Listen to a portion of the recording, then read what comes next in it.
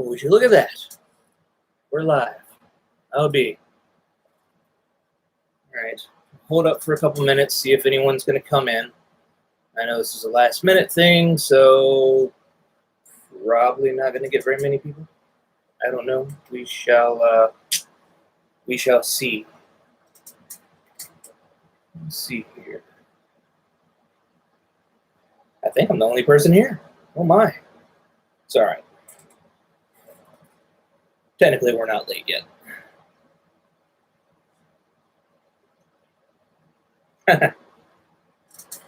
Oh, look at that. Someone came in.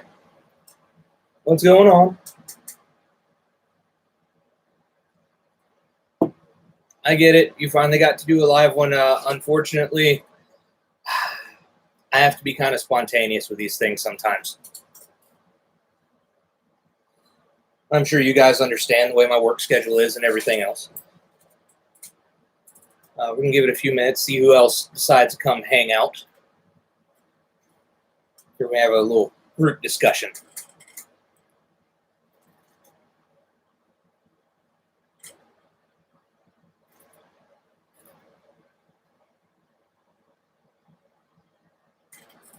Now, where's Bowman?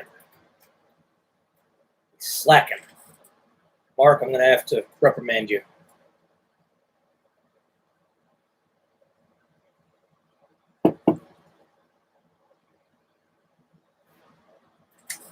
So how's it going with everybody? Stinnett, honestly, hear me out. What's going on?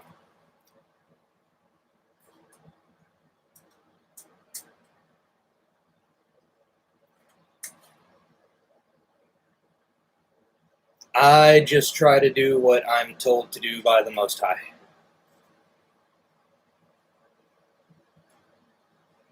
And honestly, I think that's all that any of us can do, to be perfectly honest. I'm glad that what I'm doing is able to help others. That's one of the reasons why I keep doing it.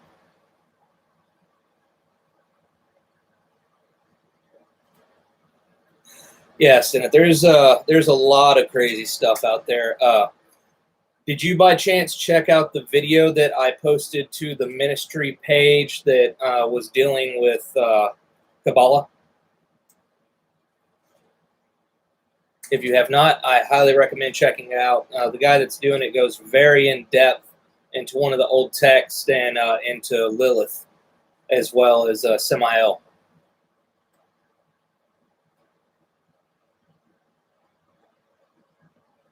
I get that.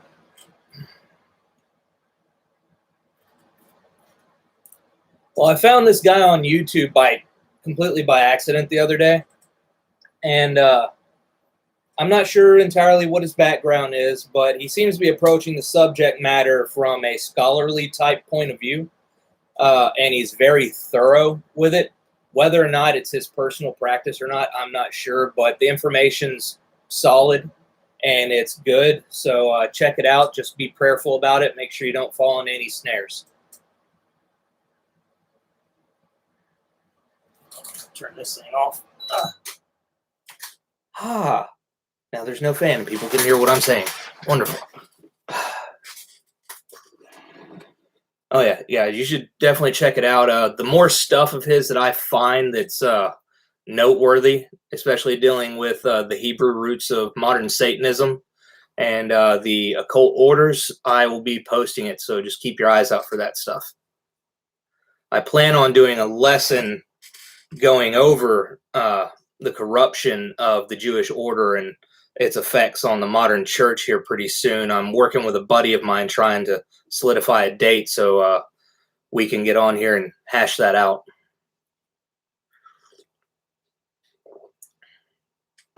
Hey, Lisa. How's it going?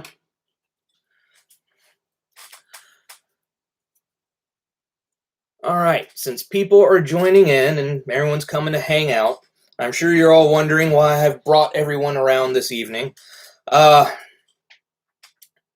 be honest, it's because I know that the attacks have been relentless, or at least they have been really bad for Janice and I here lately. So I wanted to be able to uplift some people. and give some encouragement for once. Because most of the time when I come on here and I talk, it's usually about my past or my testimony. Yeah, I figured, sorry, the kitten we saved just snuck in. It's being quite mischievous. Anyways, so there was something that happened last night that the enemy meant it for evil. God turned it into something truly amazing. And after it happened, it's the first time in a long time that I've been genuinely excited about something that God did and something that He did that I was a part of. And when I was I tried to go to sleep afterwards. I'm sure you guys know how that is. You have a breakthrough, something awesome happens, you try and go to sleep, and your adrenaline's still spiked, and you just stare at the ceiling.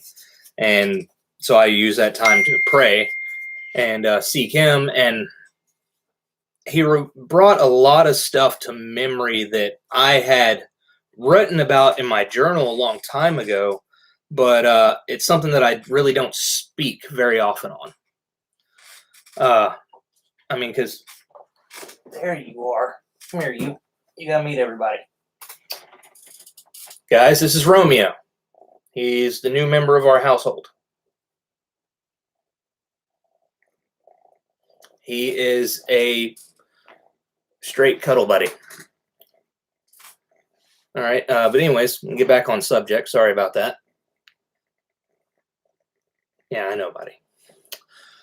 But when I was laying there trying to sleep, He kept bringing all these things to mind, and the Lord was really pressing me, telling me that I should talk about these things, things that I've seen and been a part of. I'm gonna have to put you down if you keep trying to headbutt me. Yeah. Because we're entering an age where everything is we are bombarded with just evil, negative, just malicious stuff every single day, almost constantly, it seems like. Which it's all part of the enemy's propaganda campaign. They're trying to dishearten people, and look, dude, I'm trying to talk. And they're really trying to drag you down. And that's not even counting the actual attacks that people like us go through from the covens and things of that nature. Dude, seriously? I'll put you in there with the dogs. Go play with them. Anyways, to the point at hand, we have to be able to stand fast with what's going on. And in order for us to stand fast, we have to be able to encourage each other. And so I figured I might share some of the things that I've seen over the years since I got saved, spiritually speaking, and some of the things that I've been a part of. Some of the things that, God has done, not just in my life, but through me to others. And I'm not sure where to start because there's been a whole lot. And these are things that, I'm guilty because I don't talk about them near as often as I should. And that's because I generally have a mindset where I don't think that I'm anything special or that I've accomplished anything special. My life is my life. What has happened. And I often forget that things that I've been through can help teach others or help encourage others. I tend to forget this stuff. That's right. You stay right there. You're not getting my coffee. But it's one of those things. Consider this, what we're about to get into. This is my call to action. This is going to be my call to action. This is my call to Christians everywhere. I know that America, our country that we live in, is in a bad way right now. There's a tyrant that has fandangled his way through the covens and into office. Crazy cat. We have him and his communist people trying to purge our military. All right, dude, look. If you're going to be ninjing on everything, I got to put you back down. You go play with your toys. Go on. Go play. Sorry about that. I mean, we see all this stuff going on. We see what's unfolding around us as Christians. We can read Revelations and clearly see the prophecies that are given being fulfilled every day. We're seeing physical currency being devalued and a strong push towards digital currency. We're seeing forced vaccinations being pushed on people by corporations, because I already knew it wouldn't be the government that would do it, because I knew that would start a civil war. So they're relying on the corporations that are padding the politicians' pockets to do it for them. I mean, here lately, my wife has talked to 4 of her separate clients, and they're talking about how the companies they're working for are segregating people based on whether or not they've had the vaccine, which is illegal. Under U.S. code, I want to say it's 282, 284, somewhere around in there. Anyways, it's a code that's talks about discrimination. Basically, a company or a federal government, federal agency is not allowed to discriminate against individuals, and if they do, then they can be held under penalty. The punishments can be fines, 10-year sentence in jail, even up to death. But these companies are going around doing it because no one is standing up to them. And no one's going to stand up to them until Christians stand up first. The problem with this country is that, they exiled prayer from school, decades ago. What was that, 60s? Christians did nothing. They forced Darwinism long before that. Christians did nothing. They forced LGBTQ and all that stuff on people. Christians did nothing. They forced mask mandates and vaccines on people. Christians did nothing. If we continue on the course that we're going on and do nothing and don't take a stand and actually start to be the leaders that we are supposed to be, then our country is going to continue on the course that it's going. And that's not to say that standing up doesn't have a cost or a price or a penalty to it, because it makes you a target, an even bigger target than what we already are currently. And we have to know how to face that. We have to know how to deal with that. It's just like, let's get into it. Last night, God, that cat's distracting. Last night, we were getting ready for bed. And I realized that I was out of water in the bedroom, so I went to the kitchen, night visioned my way in there. Lights out, that kind of stuff, normal stuff. And I went to get a bottle of water, and as I was there, I sensed something. I knew something else was there. Normally, when that happens, it's either a demonic presence or it's some coven member astral projecting in on me, spying or looking to do something mischievous, curse, hex, incantation, whatever. But this time was different. As I peered into the darkness by the front door, I could see the shadows moving. And I knew at that point it was a coven member that was shadow walking. And I know we covered that briefly before, but just so you know, astral projection is where your spirit leaves your body and you send your spirit out to different locations and areas for spying, ritualistic purposes, et cetera, requires a demon to be in possession and act as a tether between your spirit and your body. Shadow walking is something that happens physically while your spirit is within your body. It's basically creating a cloak, so to speak, a cloak of invisibility. Would be a very Hollywood way of putting it, when actually what you're doing is using incantations and demonic energies to slip in between the dimensions, the physical and the spiritual, and move about. The only people that can tell when someone's doing that are people that have been trained in it, people that have done it before, people that are familiar with these type things.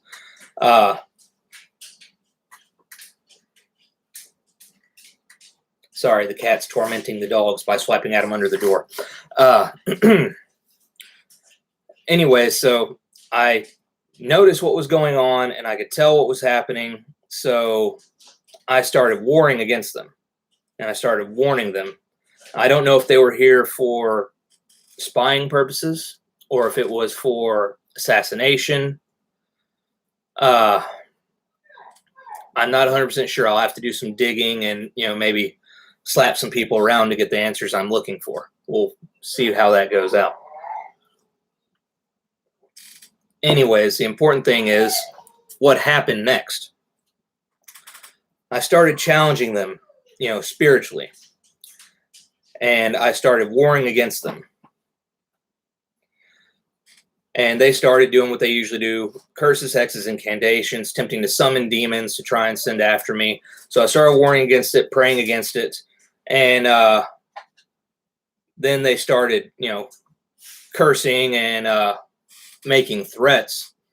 And I felt the presence of the Lord at that moment. And anyone who's ever been in a fight or been a warrior knows what I'm talking about. When you get tunnel vision, everything else around you is blacked out and you just see your target, what you're focused on. And felt the presence of the Lord, and he was leading the prayer, and I told them, they're outmatched, and if they're smart, they will run away, because not only do I bear the armor of God, but I also have access to every single weapon he's given me to fight the enemy. And at that moment, the Lord showed me, the armor that I was wearing in the spirit. It was awesome. Hollywood ain't got nothing on God's stuff. That's a fact. And at that point, they fled. They ran away. They got off the property and just poof, gone. And it made me think after I laid down, after I was talking to Janice about it, my entire career, slavery, not exactly sure how to put it, but my entire past with the covens, all the targets that I was used for, all the things that I was sent after, none of them were Christian. They were usually Masons or other coven members that had crossed the wrong person, or stepped out of line, or a lukewarm Christian that had no power and authority that just stepped on the wrong person's toes.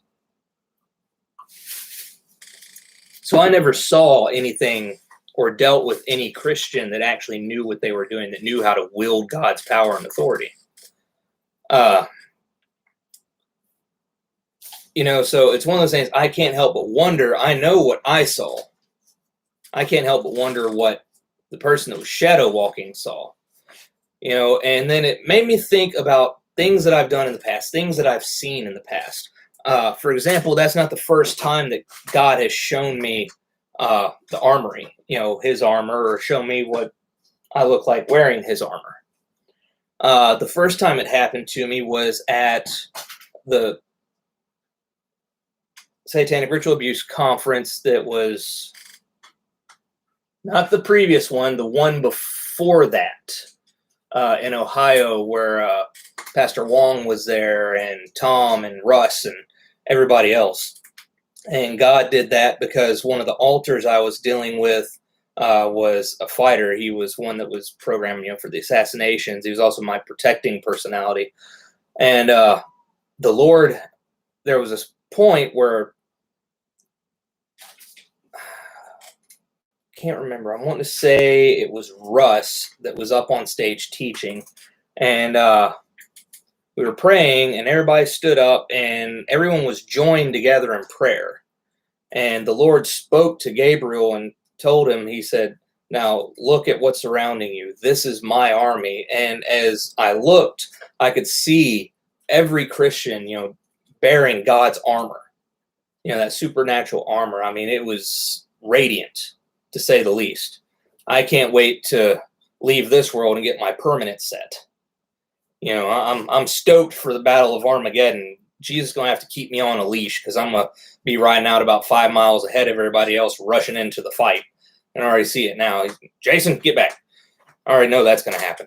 But, and it was one of those things that it made such an impact on Gabriel that Gabriel actually agreed to go with Christ that night and actually allow Christ to show him what it means to be one of his warriors, what it means to wear his armor and that stuff. And that was the beginning of the healing for that particular altar for Gabriel.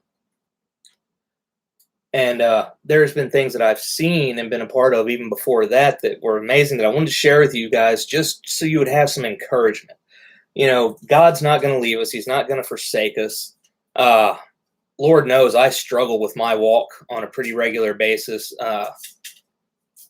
Sometimes, I'm in a profession where I don't get to be a nice guy very often. I'm a private security contractor. I get to, every now and then I get a contract where I get to hang out with cool people and, be their liaison and protect them and stuff. But most of my stuff, I'm dealing with the grime and grit and the thugs and the hoodlums and stuff here in Memphis. I deal with the worst of the worst. So I don't get to be the nice guy.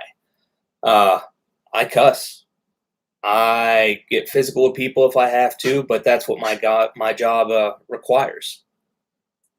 But it has to be done in a way that's righteous, and what's right. That's the reason why I have my own company, so I can pick and choose my contracts. I refuse to do anything that's going to be at the benefit of anyone that I know belongs to the order or any of the covens. I'm not going to work for them. And unfortunately, if I work for another company, I don't have any say-so in the matter of who I can contract. However, back to the subject at hand. There's so much that's going on. And I just wanted to come on here tonight and give a brief testimony about some of the things I've seen, some of the things I've been a part of, some of the most amazing stuff God has done through me, for me, and around me to hopefully uplift and encourage you guys. I started speaking out against the occult before I ever had regained my memories and realized the extent of what I've been used for. After the car wreck, after I flatlined and everything came back, the demons were gone and all of my knowledge of the occult was there. All of the training and stuff I'd been through for ritual magic and incantations, curse hexes, all that stuff was there. I knew what the enemy's plans were, but I had no memories of the things that I was used for. The voices were there, but the way that I was being taught by the pastor I was with was that they were demons, but they were actually altars that were speaking randomly. It was like walking into a crowded room. But still, even with all that going on, the Lord decided to use me. I actually used to do a blog talk radio program with a good friend of mine, Bonita. And Bonita, if you're watching this, I still love you, sis. I'm going to try and contact you soon. I know things are crazy up there in Canada where you're at, and I really want to hear from you. So reach out to me. If you don't, I'll try and contact you later this week. But I started teaching on the occult, the origins of it in America, and the history and how it's slithered its way through the American population and gained traction and stuff. I began with the foundations of America in the 1700s and went all the way through up to modern times. Needless to say, the covens weren't happy about it. They sent more than one assassin after me on more than one occasion. But no matter who they sent, no matter if it was a person, no matter if it was a Lycan, no matter if it was someone that belonged to one of the vampire clans or anything like that, God was always faithful and protecting. He would always warn me and let me know, hey, there's someone that's approaching, and tell me to go pray over the property. And every time I would pray over the property, I would see who they would send, but they couldn't get past the property line where I had prayed over. And I always found that curious. I thought it was amazing. Don't get me wrong, I thought it was really cool. but I was always curious about it. So I asked the Lord to show me, why can't they go past that point? Uh, and the Lord opened my eyes one time and showed me what was going on spiritually, and He showed me the archangels that were around my property. And He told me they wouldn't dare oppose my army, and it was some of the coolest stuff I've ever seen. And He has shown me I've been able to see into the spirit realm, and I don't know if it's because I'm genetically different, if it's because what was done to me ritualistically, my involvement in the cults. I don't know why I can see into that realm and sense things that most people can't. I don't know. Maybe it's one of the gifts. I know spiritual discernment is a gift, but I don't know if actually seeing it into the spirit realm is one of the gifts. I know it happened in the Old Testament, but that's neither here nor there. So the fact of the matter is it does happen and did happen. And so I wanted to relay that to you guys. I mean, we see Hollywood's depiction of angels or whatnot in theater and in movie and stuff like that, which is really cool. Sometimes they get it right, sometimes not so much. But seeing it, with your own eyes is something that's quite different. And, God's always faithful. If we cry out to Him and we call to Him, Abba Father, and, we do walk in obedience to Him, He's not going to abandon you. He's not going to forsaken you. So anytime the enemy comes, we have the authority and we have, the ability to challenge anything that they would throw at us. I don't care what it is. I don't care if it's someone that's possessed that they're throwing at you. I don't care if it's an assassin they sent. I don't care if it's an entire coven attacking you ritualistically. We have authority over that. And even though most people can't see it, like my wife, she can tell, she can sense when something's around. I've gotten her that far. Oh, okay, come here. There you go. You're all right. But she can't see, with her eyes. Although I have prayed for that several times because I really want her to see, because it's really cool. Angels are not human size. It's one of those things, Hollywood and we ourselves, you even see it in the Renaissance paintings and stuff. They always depict angels as human sized. They're not, or at least not the ones I've seen. The archangels I've seen are, really, really big, like really big, like telephone pole size big, and just the radiance that they give off, the peace. They carry Christ's love with them, and the same authority that He has given them, to do battle with the enemy. And it's an amazing thing. It really is. And I just want people to know that whenever they pray to God, whenever you pray for standard protection around your house, yes, the Holy Spirit's going to come and dwell with you and hang out with you, but know that His angels are being sent too. No matter how bad the situation here in America or the situation in the world gets, however long we're here for, I generally don't deal with nonsensical theories as far as the tribulation and stuff like that goes.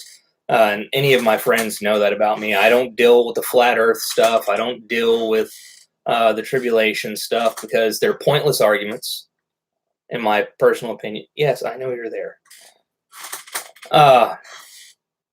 And they bear no fruit. They only cause division and, problems within the brethren. So what's the point in talking about them if you can't do it rationally, right? And calm and have an actual legitimate conversation. People get in their emotions when you challenge what they personally believe. Sometimes it's entertaining, but most of the time it just leads to trouble. So however long we're here for, pre-trib, post-trib, mid-trib, whatever, there's stuff that we're going to see, things that are going to take place, and we need to be walking in that faith, and we need to understand our power. We need to understand our authority. We need to be willing to use it. I mean, I was talking with a brother uh, up on one of the contracts I was at the other day. I thoroughly enjoy our conversations. He's a pretty cool guy. But we come from different political backgrounds, for example, right? And so we got to the nitty gritty of it, and we got to talking about things, and I was giving him information that he didn't have as far as the elections and that stuff goes. And so he was asking me, well, what can we do to solve it? And I told him, I said, well, to be honest, you can't fix a spiritual problem with a political solution. It's not going to work. So the only way that this country gets fixed is if the saints, the Christians, those of us that are saved, actually stand up and do what we're supposed to do. We have to lead. If the church itself does not stand up and lead this fight, then the fight is never going to happen. And America is going to keep going down the abyss. You're a mess, dude.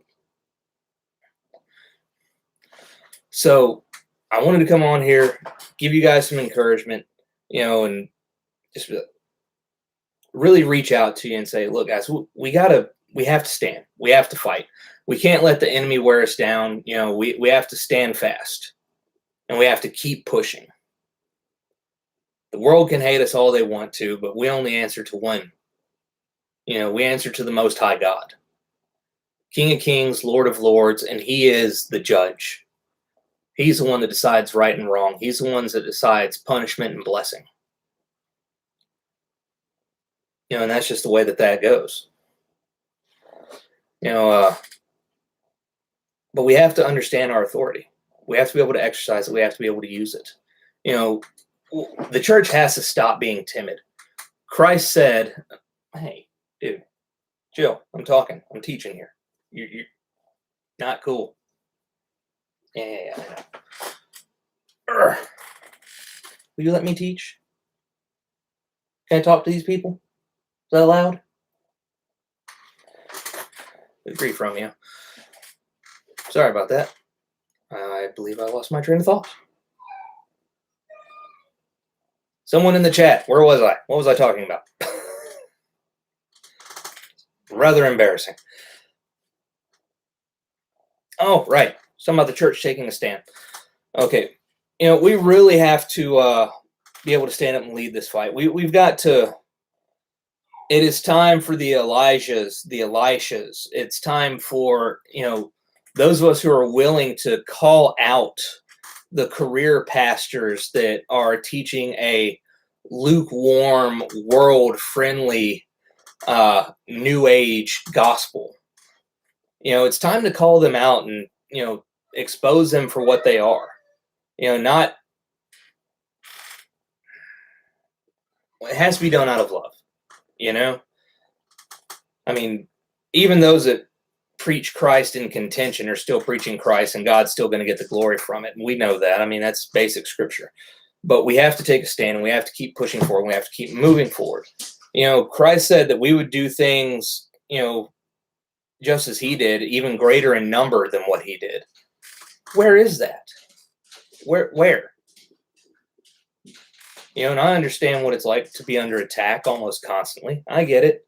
But nonetheless, when we signed the dotted line with Christ, we didn't sign on for a cruise ship. We signed on, to be in this war. It's time that we don our armor and take a stand. If God is willing to do what He did for me last night,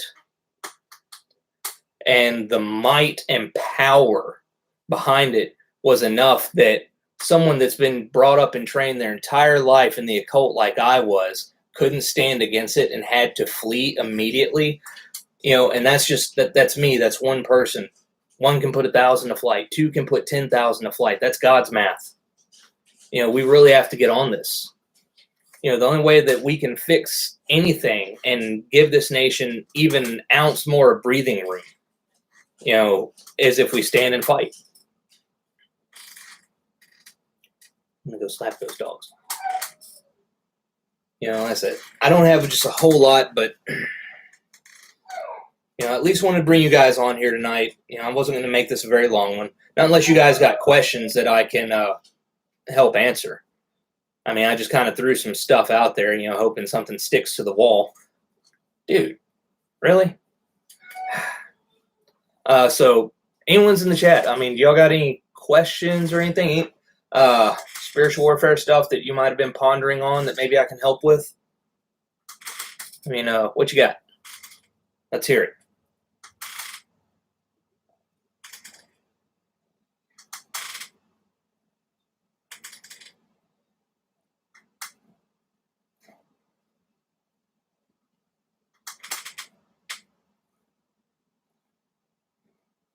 Is there anybody there? How to deprogram a cultist? Oof.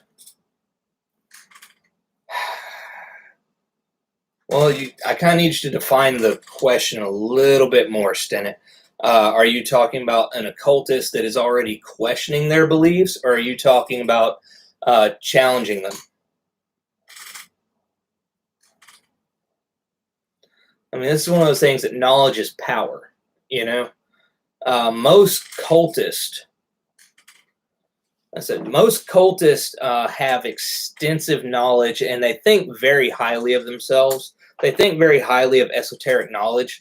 So in order to combat that, you have to be able to answer it, It's like, let's see here. See if I can give a good example. Let's see, Jehovah's Witness type. Oh, those are always fun. I can't really tell you how to reach one as far as deprogramming goes, because most Jehovah's Witness types are done from childhood, very similar to the way that the covens do, minus the ritual abuse. It's more psychological type stuff with them. You have to know Jehovah's Witness, what they believe inside and out, and you have to be able to make firm points that are based in the gospel to disprove what they're claiming. Dude, stop tearing up my shirt. That's rude. I have a friend, from high school. Her family was Jehovah's Witness and stuff like that, and I hung out with her and my old group of friends a few times after I got saved, and I could have conversations with her as far as some of the basics of what their tenets were and what they believed, and I gave her really good points and things that she needed to research, like the guy that actually founded Jehovah's Witness, where he's buried at, the fact that he's got a big Masonic symbol and stuff on his tomb. So there's a lot there. The thing that you have to do is bring about scripture and facts so that they can have legitimate questions as far as their faith goes. And then after that, it's a matter of letting God lead them. All you can do is throw out the line, the line of truth, and pray for them, and pray that God will put a crack in their heart.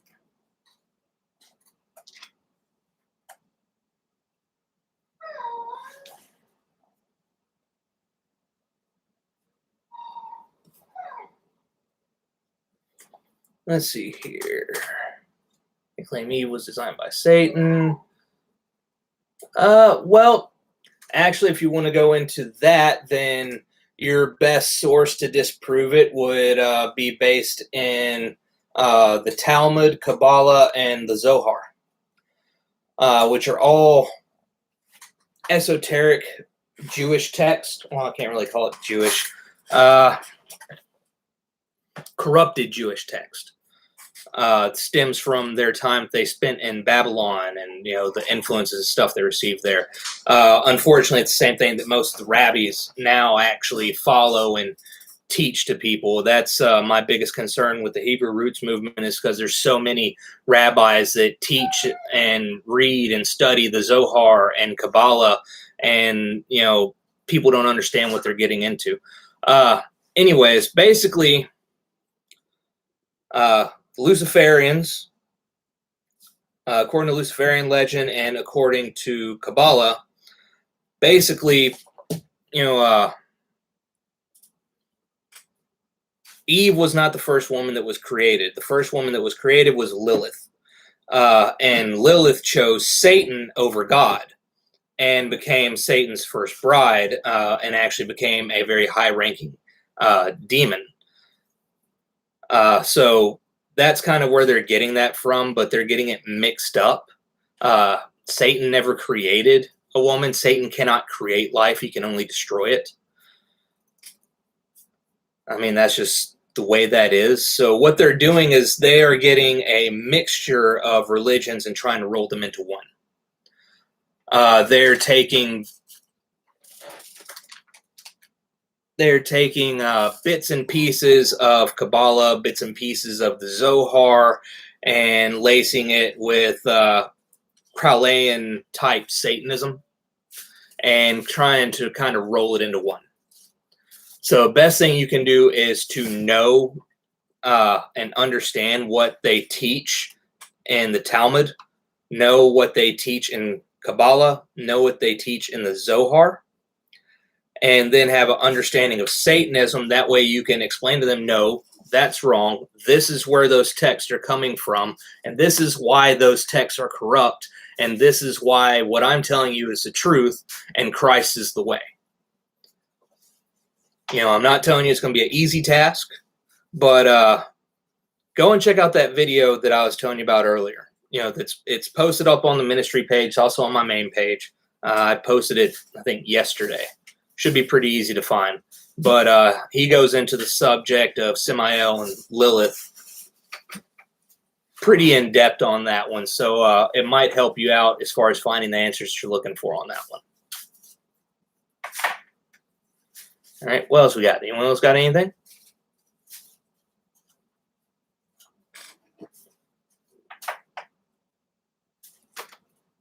You're welcome. The only way through this is if we help each other. You know, there's a reason why the scriptures tell us not to forsake the gathering together of the brethren. That's right, Lisa. We are commanded to trample on them. Unfortunately, too many Christians are sold out to the enemy and love the world more than they love Christ and their brethren at this point. Oh, what's the name of the show? Give me a second. I'm trying to remember it. Let's see here. It was blogtalkradio.com/Doves of the Valley. I think that was it.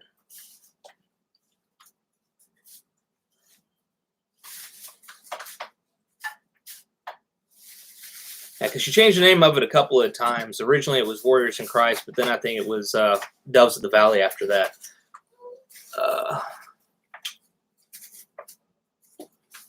Do you mean cursed objects?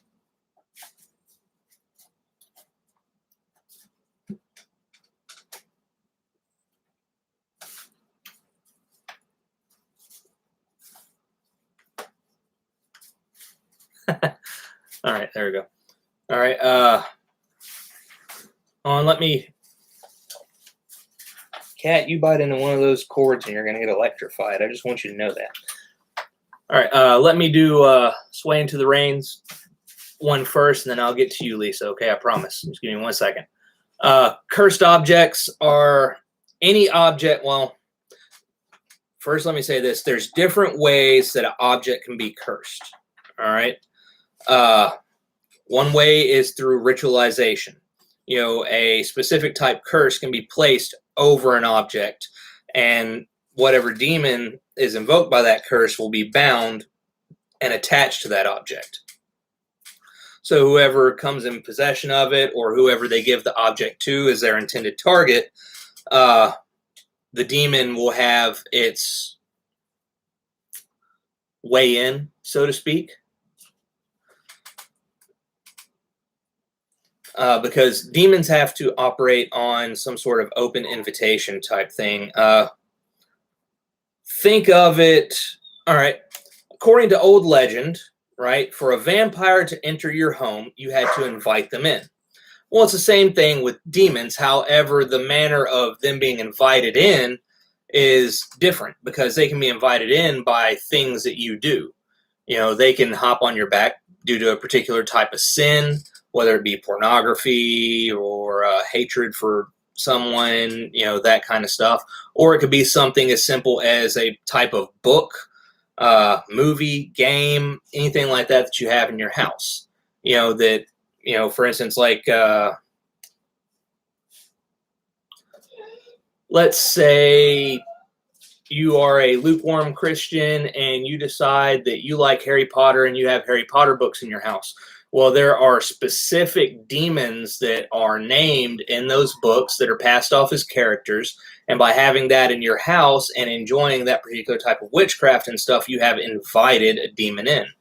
Now, cursed objects seek to bypass that because they will do a ritual over the object. They will bind a specific type demon to it, and then they will give it to somebody. And that demon is attached to that object, and by that person accepting the gift, you have brought that into your home. However, those things can be quickly removed and disposed of. Oh, it's the dogs. Cursed objects can be prayed over, the curse can be broken, the demons can be cast away from it, and the object itself can be burned, or disposed of. In those type manners. So that's basically how a cursed object works. Now, there's some objects like, let's see here. For example, in feudal Japan, there were warlords all over the place. There were some that were particularly evil, and people don't know it, but Japanese black magic was practiced by several, it was a very strong, it's still strong in their culture now. They have the utmost respect for the commies and things of that nature.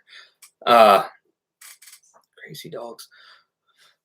But, for example, there was a warlord there, I forget his name, but he was very ruthless, killed tons of people, slew innocent people on a regular basis, and things of that nature. And it's said, he died, body was done away with, things like that. He was granted the status of a kami, which is a type of demon. But his sword remained, but his sword, according to legend, is cursed. He who ever possesses that sword, demons influence them, they taunt them, they tell them to commit murder. Some people, they manipulate them to commit suicide and things of that nature.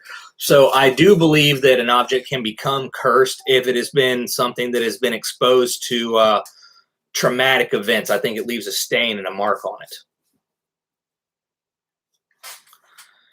All right. Now, Lisa, you said, what if you're paralyzed, like while you're sleeping? Most of the time, hold on, give me 1 second. I'll be right back. These dogs are going to drive me insane. Just 1 second. Won't take but a second. Chill out, doggies. I'm coming. I'll let you in. I can't even do a program without you guys pestering me. There. Be happy. All right, I'm back. Sorry about that. The dogs apparently wanted to come say hi to everyone on camera too. All right. Anyways, there's two instances as far as sleep paralysis goes. And it can be done by two different things. One is obviously demons. For a demon to possess somebody, they have to break through the natural spiritual barrier that you're given from birth. In New Age nonsense, they would call it your aura.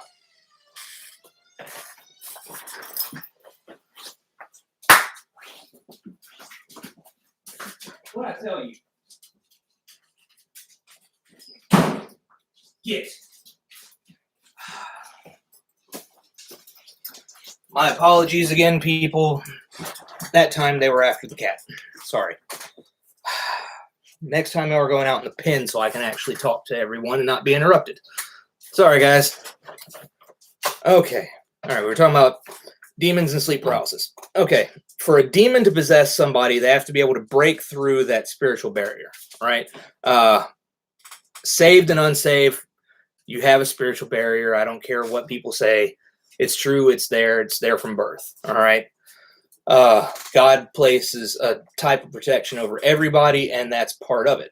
So for a demon to gain control over someone, they have to be able to break through that. And the most effective tool for them to use to break through that, more often than not, if they're trying to force their way onto someone, is going to be fear. So that's the reason why, they do the sleep paralysis thing. They paralyze someone, they freeze them, because, let's face it, what's weirder or creepier than waking up, you not being able to move, you have pressure like someone's on top of you, and you can just feel that evil presence in the room, right? Well, fortunately, there's a very simple solution to this, especially if you are saved. And it's simple as calling on Christ. Even if it's just in your mind, you have to learn how to confront that fear. They used to try to do that to me all the time, especially right after I got saved. I remember one night, this was, let's see here,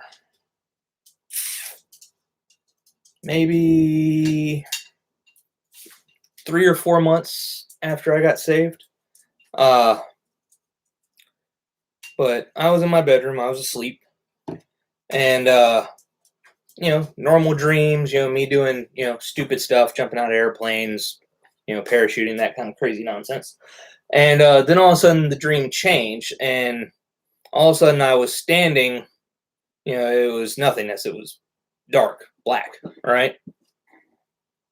And as I looked around, I noticed a building, one that I was familiar with, though I can't really place it, but I recognized the building.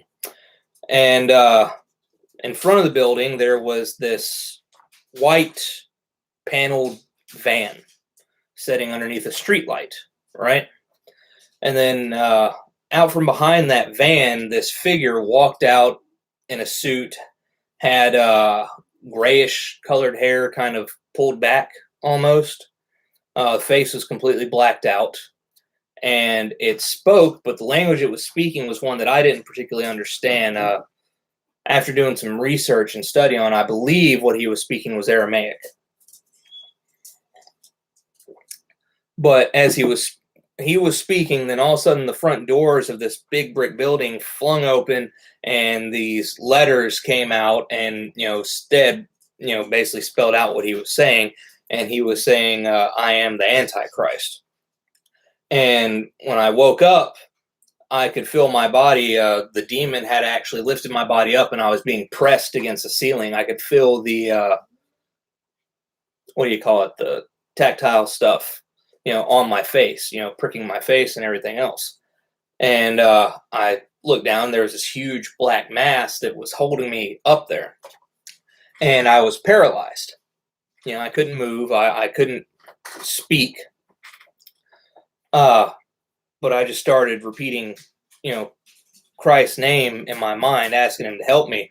And the Lord actually broke the demon's hold over my mouth and allowed me to speak. And I called out, Christ's name, and then started praying against the demon. And as soon as Christ's name came out of my mouth, it dropped me and vanished. It left. It ran away. So that is the way you do it. And it doesn't matter if it's a demon or if it's people attempting to astral project. You have that authority, and in order for them to silence you, even if it's someone astral projecting, a demon has to be involved in it, which still means that you have the authority over it and you can break it.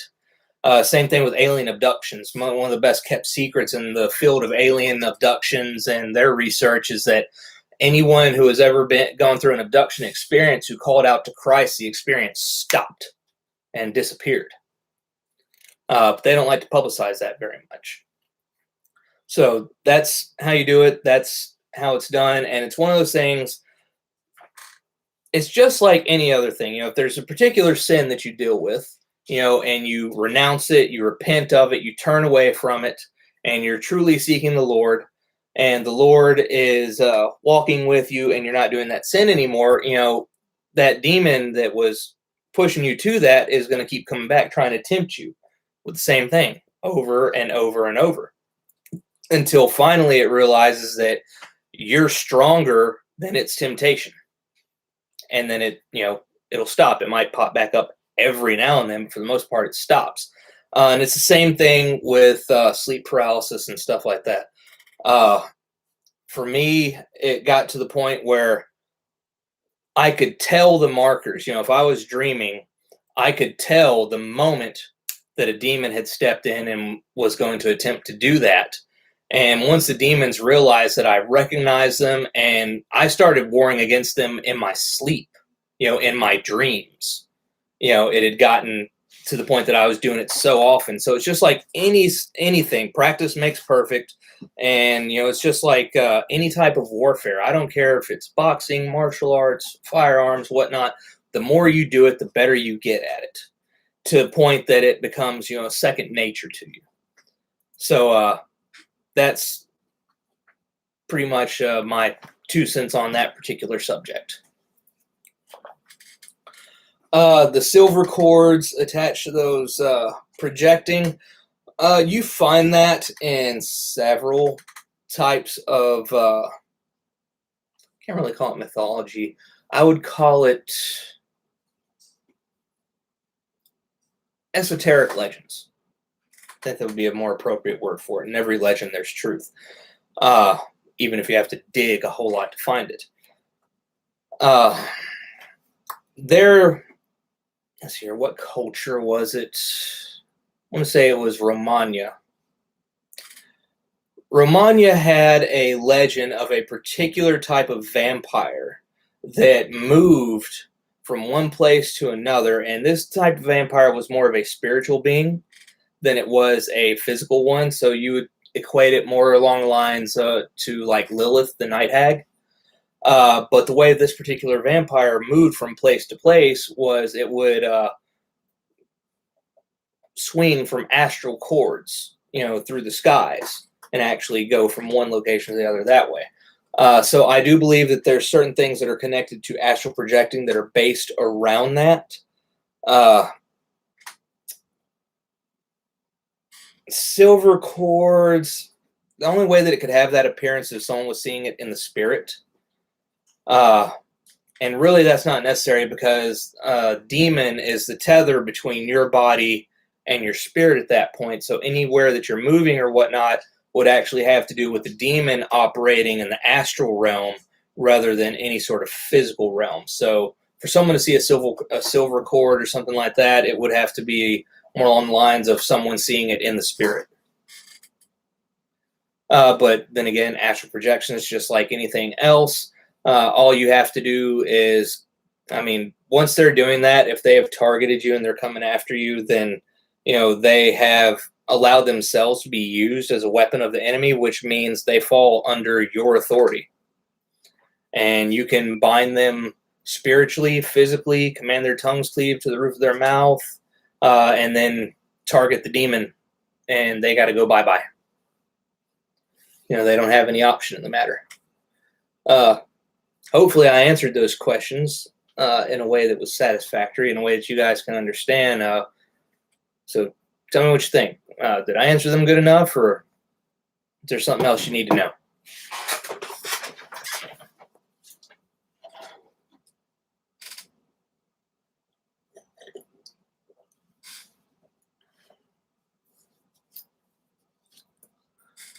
Sway into the rain, did I explain the cursed objects to you?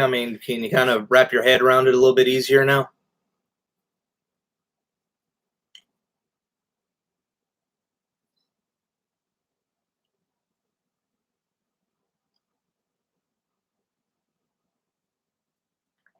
Awesome.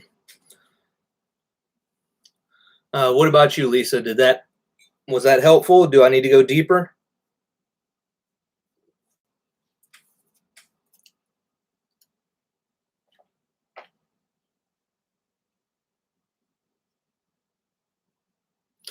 No, you're not crazy. Like I said, seeing into the spiritual realm is one thing. I said they would appear like a shimmer, but they wouldn't be pure like you would see, from God or anything like that. So it would have more of a toned down type sheen to them as opposed to something that had to do with the Most High. You know, the Most High, anything that has anything to do with him is always bright radiance that's never dull or silvery in color. All right, awesome. I'm glad I was able to help out. All right, guys, I've been on this thing for an hour. Boy, time flies fast, especially when you're juggling a kitten and crazy doggies.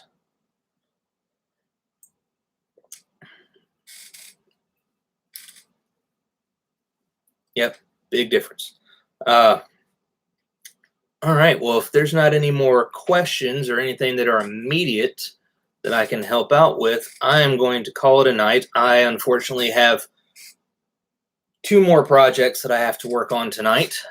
I've got a holster I got to finish building for a friend of mine, and then I have gun parts that I have to work on. You guys are very welcome. I'm going to try and get Janice to come on here with me for the next one, but, you know, our schedule's been so crazy here lately, it's been kind of hard for us to be able to do much of anything. I am still working on the videos from the conferences. I've been trying to space them out, you know, 1 or 2 a week. That way you guys can watch them and have time to absorb it and take notes and everything before I do the next one. So I'll be dropping another one of those probably this weekend. I might drop 2. We'll see how it goes. Other than that, guys, I'm going to get off here for the night and finish up these projects. That way my friend can actually have something to carry his gun in at work tomorrow. And then I will let you guys know the next time we are going to do another live chat.